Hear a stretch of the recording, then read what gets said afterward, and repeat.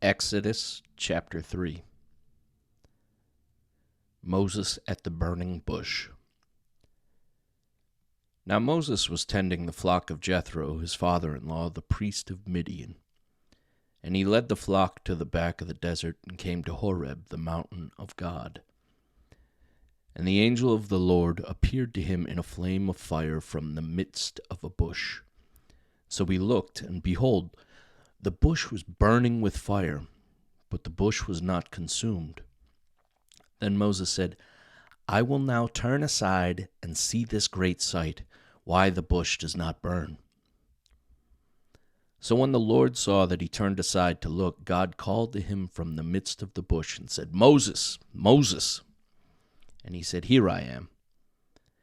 And he said, Do not draw near this place. Take your sandals off your feet, for the place where you stand is holy ground. Moreover, he said, I am the God of your father, the God of Abraham, the God of Isaac, and the God of Jacob. And Moses hid his face, for he was afraid to look upon God.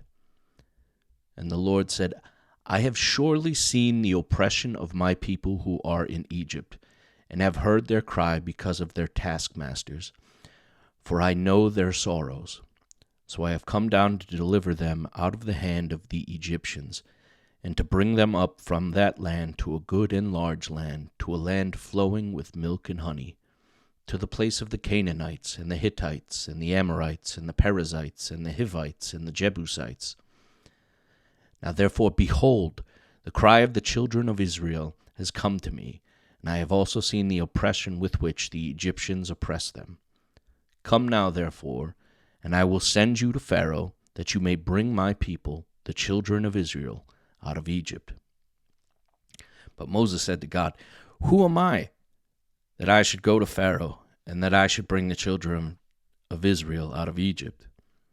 So he said, I will certainly be with you, and this shall be a sign to you that I have sent you. When you have brought the people out of Egypt, you shall serve God on this mountain. Then Moses said to God, Indeed, when I come to the children of Israel and say to them, The God of your fathers has sent me to you, and they say to me, What is his name? What shall I say to them? And God said to Moses, I am who am. And he said, Thus you shall say to the children of Israel, I am has sent me to you. Moreover, God said to Moses, Thus you shall say to the children of Israel, The Lord God of your fathers, the God of Abraham, the God of Isaac, the God of Jacob, has sent me to you. This is my name forever, and this is my memorial to all generations. Go and gather the elders of Israel together and say to them, The Lord God of your fathers, the God of Abraham, of Isaac, and of Jacob, appeared to me, saying, I have surely visited you and seen what is done to you in Egypt. And I have said, I will bring you up out of the affliction of Egypt to the land of the Canaanites, and the Hittites, and the Amorites, and the Perizzites, and the Hivites, and the Jebusites, to a land flowing with milk and honey. Then they will heed your voice, and you shall come, you and the elders of Israel, to the king of Egypt, and you shall say to him, The Lord God of the Hebrews has met with us, and now please let us go 3 days' journey into the wilderness, that we may sacrifice to the Lord our God.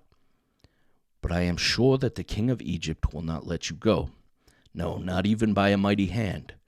So I will stretch out my hand and strike Egypt with all my wonders, which I will do in its midst, and after that he will let you go.